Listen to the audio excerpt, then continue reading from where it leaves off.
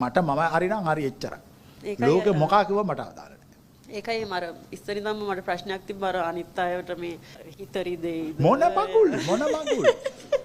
ඇත්තටම ඕගොල්ලෝ මට කවුරු හරි කියන්න කිසිම කෙනෙක්ගේ හිත නොරිදෝපම කල් මෙතෙක් කල් ජීවත් වෙච්ච කවුරු හරි ඉනවද කියලා. දැන් වැඩි ඕනේ නැහැ. මේ පස්සේ ඕගොල්ලෝ ලංකාවට යනවා. අරව මේ අරගෙන යන්නේ චොක්ලට් ඇඳුම් අනම්මන. දීලා ඉවර වෙලා ওই ගත්තේ උන් හොඳ කියනවද අන්තිමට කුණු බැනුම් බයිනවද? අපි කෙලින් කතා කරමු. මොකද කරන්නේ? එච්චරයි.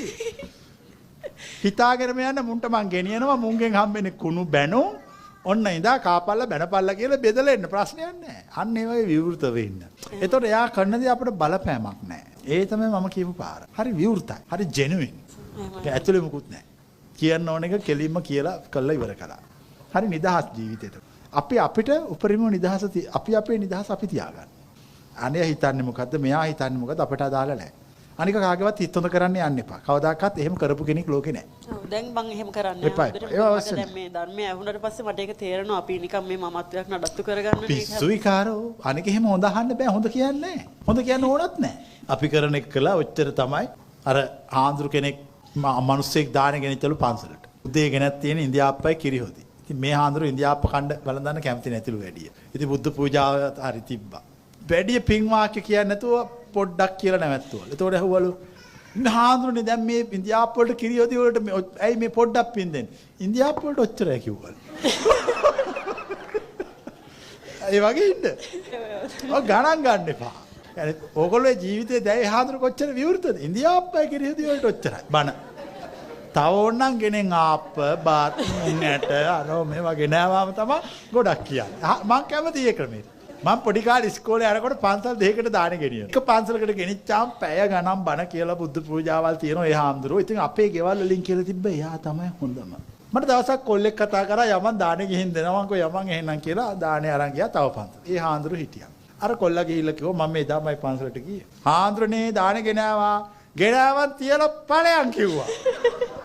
මං උඩ ගියා. මට අද තේරෙනවා අර හොඳට බුද්ධ පූජා තියලා බණ කියපු එක නෙමෙයි හාමුදුරුවෝ. අර ගෙනාව නම් තියලා ඵලයන් කිව්වනේ. හරියටම හරි. දැන් ඒ කවුරුවත් ජීවතුන් අතර නැහැ. ඇත්තටම ගෙනාව නම් තියලා යන්නේ නැතුව වෙන මොන මගුලද?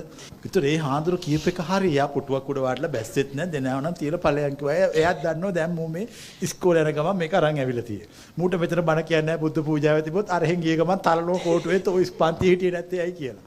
ඔය ඔක්කොම කල්පනා කරලා නැති ඵලයල්ලකව තියලා එහෙනම්. අපි තියලා දුවලා ආයි පන්තියට. ඒ හරි ඒවා. ඒ වෙනස්කම් අන්නේ ඒ වෙනසට ඕගොල්ලෝ දැන් කැමති නැති වෙලා තියෙනවා. මම නම් එදා ඉඳලා වෙනස හෙව්වා. ඒ අය දැන් නැහැ. මම කියන්නේ හරි විවෘතව ඉන්න. බනින්න හිතනාම බනින්න. හොඳ කියන්න හිතනාම හොඳ කියන්න. මේ හිතේ හිර කරගන්න එපා. ඒ හිර කරගත්තාම අර සතුට නැති වෙනවා. ඒක තමයි මට දැන් තියෙන ප්‍රශ්නේ ආවද? සතුට නැති. හැංගීම් ප්‍රකාශ කරන බයින්න ඕන. අපි මං නම් ඒක හරියටම කරනවා. ඕනෙකුට බයින්න ඕන තෝරන රාජ්‍ය සභාවක් මැද පත්තු කළා දානවා. ඇයි බනින්නේ නැත්තේ? ඇයි බනින්න හිතේ තියාගෙන ඇයි කටවහගෙන කපටිකම් කරන්නේ? ඇයි හිතට ආපු දෙයක් දඩස් කාලා කියලා දාන්නේ නැත්තේ? ඇයි හැංගීම් ප්‍රකාශ කරන්නේ? එහෙම කරාම ආම්දුරනේ මේ මිනිස්සු බණී කියලා බයයි. බණී එක්ක මිනිස්සු ගහයි කියලා. එක්ක තමන් ගැන වැරදි චිත්‍රයක් හදා අපි හිතුවේ සිල්වත් ඇති කියලා මොන සිල්වත්ද? කෙලියා කෙලිල්ලක් අන්නරු තාම දුවනවා. හරියට මං කියන්නේ හරි විවෘතයි. හරි විවෘතයි. අන්නේ විවෘත බවට මම සලකන්නේ. මම සීලයට සලකන්නේ නැහැනේ. මම සලකන්නේ විවෘත බවට. අයි ගුණවත් බවට විතරයි. සීලය කියන්නේ මවාගත් එක. ඒක බොරුවක්. මට හැමතිස්සෙම දැන් පේනවා දැන් ටිකක් තරහ තරහත් යනවා. තරහ යන්න දෙන්න. නවත්තන්න එපා. ඒ නවත්තුත් වැරදි. මොකද දැන් මම කිසිම මානව හැඟීමක් කන්ට්‍රෝල් කරන්න එපා. එතකොට හිත හැංගෙනවා. අපි මේ ඇත්ත කතාවනේ කරන්නේ. ඒ හැංගීම එහෙම තියෙන්න ආරින්. ඒව දිහා මේ වොච් කරන්න විතරයි. බලන් ඉන්න විතරයි. සිහියේ. පැහැදිලිද? තරහ කියන්නේ ඔයාට ඒ නිවන හොයාගන්න හොඳ පොයින්ට් එකක්.